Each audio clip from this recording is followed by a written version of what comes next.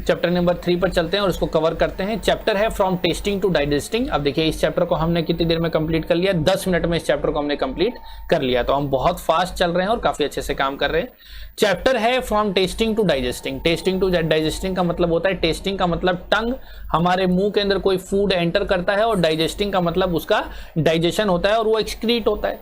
मतलब इस चैप्टर के अंदर पूरा भोजन के इंटेक से लेकर के एक्सक्रीशन तक की सारी बात कही गई है कि मुंह के अंदर भोजन डाला और पेट के अंदर कैसे डाइजेस्ट होता है और कैसे वो बाहर निकलता है, सारी बात यहाँ पर कही गई है। जब हम टेस्टिंग की बात करते हैं तो जो हमारा जो मुंह है और यहाँ पर टंग है, टंग के बाद यहाँ से फूड पाइप से जो भोजन है वो नीचे चला जाता है। ठीक है, नीचे पिक्चर दिया हुआ है,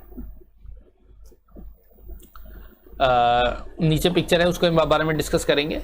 ये जैसे कि ह्यूमन बॉडी है मान लीजिए, ठीक है, और यहाँ पे टंग है, यहाँ से फूड जैसे इंटेक करते हैं तो टेस्ट का काम यहाँ तक होता है, जीभ तक ही। हमारे बॉडी के अंदर जीभ ही एक ऐसा पार्ट है जो टेस्ट को आइडेंटिफाई करता है। ऐसा तो है नहीं कि आप किसी खाने को अपने हाथ पैर से रगड़ोगे और वो आपको बता देगा ये मीठा है या फिर कड़वा है, नहीं, केवल मुंह ही बता सकता है। तो मुंह के अंदर जीभ बता सकता है, और जीभ के अंदर भी सिलेक्टेड हिस्से होते हैं जो बता सकते हैं कि ये पर्टिकुलर चीज मीठी होगी या कड़वी होगी। वो चीज अभी हम आगे डिस्कस करेंगे। और एक बार जब वो कंठ से नीचे चली जाती है तो उसके बाद हम कुछ नहीं करते, सारा ऑटोमेटिक प्रोसेस स्टार्ट हो जाता है। कंठ तक आपका कंट्रोल होता है, भाई आपको चबाना है, क्या करना है, क्या नहीं करना है। लेकिन एक बार अंदर चला गया तो ऑटोमेटिक प्रोसेस स्टार्ट हो जाता है, जिसको डाइजेशन प्रोसेस कहते हैं। तो यहां पर देखिए कुछ बातें दी गई है टंग से रिलेटेड, यानी कि टेस्ट से रिलेटेड, क्योंकि चैप्टर टेस्ट से है तो थोड़ा बहुत जुड़ा होगा यहां पर। तो इसकी आंखें बंद कर दी है और हम खाना उसके मुंह में डाला जा रहा है, और उसके मुंह में खाना डालने के बाद ये पूछा जाएगा भाई तुझे मीठा लग रहा है, कड़वा लग रहा है, क्या लग रहा है। कि सॉरी यहाँ पे मैंने आपको यहाँ पे चीज दिखाई नहीं, चलिए I hope now everything is clear. हाँ, आई एम वेरी सॉरी, ये मैं आपको दिखाया नहीं यहाँ पे। तो इस चैप्टर के अंदर क्या है कि भाई टेस्ट के लिए आप देख सकते हैं कि यहाँ पर इसके मुंह में ये भोजन डाला जाएगा और उसको टेस्ट कराया जाएगा और उससे पूछा जाएगा कि बता मीठा लग रहा है, कड़वा लग रहा है, क्या लग रहा है, वो इससे पूछा जाएगा। तो ये जो बता देगी। तो अब मीठा लग रहा है, कड़वा लग रहा है, उसको कैसे पता चला कि एक तो सूंघ करके पता चल सकता है और एक टेस्ट करके पता चल सकता है। तो टेस्ट कैसे पता चला? जीभ से। तो जीभ के अलग अलग पार्ट हैं जो हमें बताते हैं कि कोई फूड जो है वो टेस्टी है, मतलब किस टेस्ट का है। जैसे इमली है तो इमली की बात सुनते के साथ ही आपको पता चल जाएगा खट्टा है, मुंह में पानी आने लग जाएगा। तो ये जीभ के कुछ हिस्से हैं, यहां से हमें पता चलता है कि भाई कहां पर कड़वा लगेगा, कैसा लगेगा। तो यहां पर जो मैं आपको बताता हूं कि जीभ का जो नीचे वाला हिस्सा होता है, ये वाला जो हिस्सा है ये स्वीट बताता है, इधर वाला जो हिस्सा है ये सॉल्टी को बताता है, इधर वाला जो हिस्सा है वो सोर को बताता है, और इधर वाला जो हिस्सा है वो बिटर यानी कि कड़वे स्वाद को बताता है। इधर वाला खट्टा, इधर वाला सॉल्टी, और सबसे नीचे वाला स्वीट को बताता है। ठीक है,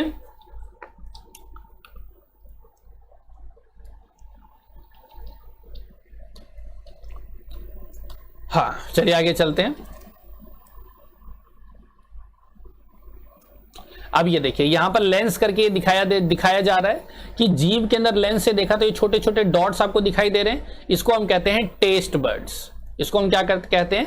टेस्ट बर्ड्स। और यही टेस्ट बर्ड्स जो होते हैं हमें मदद करते हैं किसी भी तरह के टेस्ट को आइडेंटिफाई करने में। ये पॉइंट क्लियर हुआ।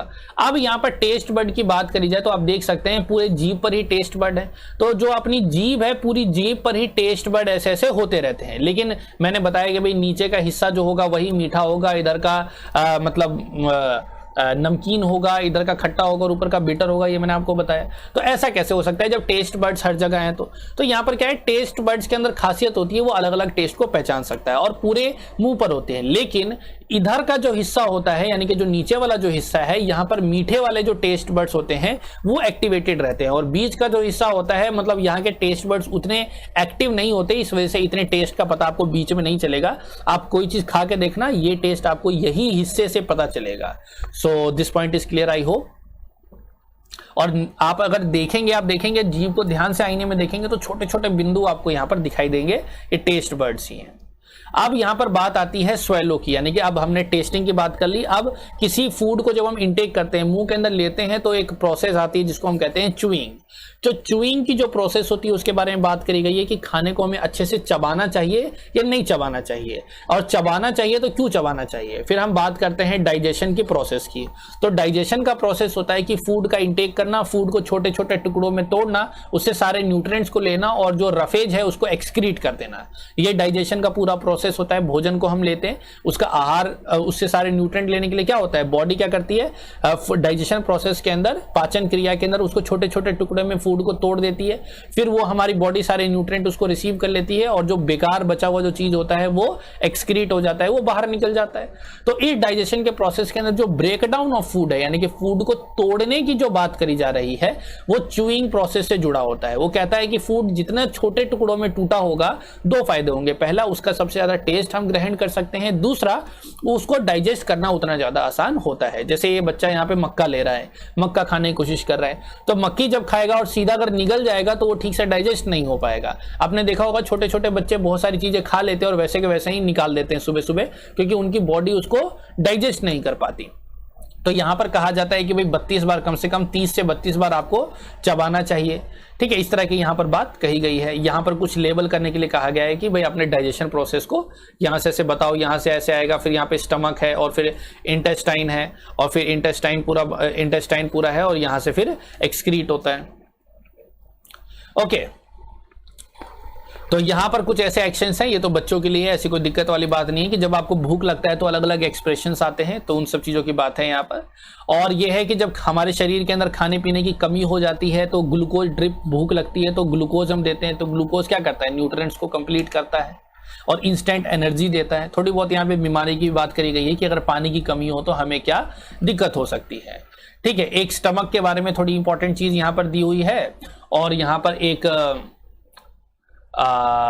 ये है 1822 में he was 18 and very healthy. When he was shot, he got seriously hurt. At the time, Dr. Beaumont was called to treat him. Dr. Beaumont cleaned the wound and put the dressing. After 1.5 years, doctor found that the Martin wound has healed except one thing, and a big hole in his stomach. This hole was covered with a loose flap or skin. Like the washer or football, press the pin and you could peep into the Martin's stomach. Not only that, the doctor could also take out food from the stomach by putting a tube in the hole. थोड़े बहुत पेट के बारे में बताया हुआ है कि भाई पेट को काट के देख लिया क्या है, उसको बाहर भी निकाल सकते हैं। बहुत सारी चीजें यहाँ पर दी हुई हैं। एक जो इंपॉर्टेंट चीज यहाँ पर हमें समझनी है वो है ये, इसको आप देखिए, इसे थोड़ा समझना है कि डाइजेशन प्रोसेस में कितना टाइम लगता है। जैसे अनबॉइल्ड मिल्क है, पेपर में प्रश्न आ सकता है कि अगर कच्चा दूध अगर आप पीते हैं तो उसको पेट में डाइजेस्ट होने में लगभग 2.25 घंटे लगते हैं। उबला हुआ जो दूध है उसको पीने में 2 घंटे, डाइजेस्ट होने में 2 घंटे लगते हैं। फुली बॉइल्ड एग, बिल्कुल जो उबला हुआ जो अंडा है 3 घंटे 30 मिनट लगते हैं। जो आधा उबला हुआ अंडा है 3 घंटे में, और कच्चा जो अंडा होता है उसको 2 घंटे में आप डाइजेस्ट कर सकते हैं। और सॉरी, रॉ एग को 1.5 घंटे में, और जो रॉ एग जो बिटन होता है वो 2 घंटे में आप डाइजेस्ट कर सकते हैं। इसके ऊपर पेपर में प्रश्न आ सकता है और इस चैप्टर के अंदर और कुछ भी नहीं दिया हुआ। चलिए बढ़ते हैं नोट्स की तरफ और इस चैप्टर को आप कंप्लीट करते हैं। चैप्टर अच्छे समझ में आ रहा है ना, मजा आ रहा है ना? मजा आना जरूरी है, अगर मजा नहीं आएगा तो कोई फायदा नहीं होगा इस चीज को सीखने का। चलिए, यस, डाइजेशन प्रोसेस के ना मैंने ये बताया हुआ है। चलिए बढ़ते हैं चैप्टर नंबर 3 की टेस्टिंग टू डाइजेस्टिंग में। डिफरेंट फूड है, डिफरेंट टेस्ट, अलग अलग भोजन के अलग अलग स्वाद होते हैं। Tongue is a sense organ which help in identifying taste. Tongue यानी कि जीभ जो होती है एक सेंस ऑर्गन है जो कि टेस्ट को आइडेंटिफाई करने में हमारी हेल्प करती है। Our tongue has buds which identify taste. Tongue, जीभ टेस्ट को आइडेंटिफाई नहीं करती, जीभ के अंदर जो टेस्ट बर्ड्स होते हैं वो टेस्ट को आइडेंटिफाई करती है। Our tongue has different part which can different taste. हमारे जो जीभ के अंदर अलग अलग पार्ट्स है जो अलग अलग टेस्ट को आइडेंटिफाई करते हैं। कुछ जो इंपॉर्टेंट टेस्ट के बारे में हम बात करते हैं वो है sweet, sour, salty and bitter. We must chew food properly for proper digestion. हमें अच्छा पाचन क्रिया के लिए हमें अच्छे से फूड को चबाना चाहिए। Improper digestion leads to different health issue. अगर हम अच्छे से खाने को चबा करके नहीं खाते और भोजन अगर अच्छे से डाइजेस्ट नहीं होता तो हम कई तरह के स्वास्थ्य संबंधी समस्याएं हो जाती हैं। कई बार ऐसा कहते हैं कि अधिकतर जो प्रॉब्लम कोई भी इंसान फेस करता है वो पेट की वजह से करता है, तो ये एक बड़ा इंपॉर्टेंट है। Different food item takes different span of time in digestion, यानी कि फूड को डाइजेस्ट होने में अलग अलग भोजन अलग अलग समय लगाते हैं। It is the right of every child to get proper food. यहाँ पर माल न्यूट्रिशन का कंसेप्ट भी उठा है इस चैप्टर के अंदर कि भाई माल न्यूट्रिशन होता है पूरे वर्ल्ड में अगर देखा जाए तो माल न्यूट्रिशन एक वर्ल्ड वाइड समस्या है जहां पर हर एक दूसरा व्यक्ति, बच्चा जो है कुपोषण का शिकार है। तो हर एक व्यक्ति का वैसे अधिकार है कि उसको प्रॉपर फूड मिलना चाहिए। यही कारण है कि MDM का लॉन्च किया गया है कि भाई बच्चों को पूरा प्रॉपर फूड मिले। About the children in our country are suffering from malnutrition. अगर आप अपने देश की बात करें तो हर दूसरा बच्चा जो है वो कुपोषण का शिकार है, ध्यान रखिए।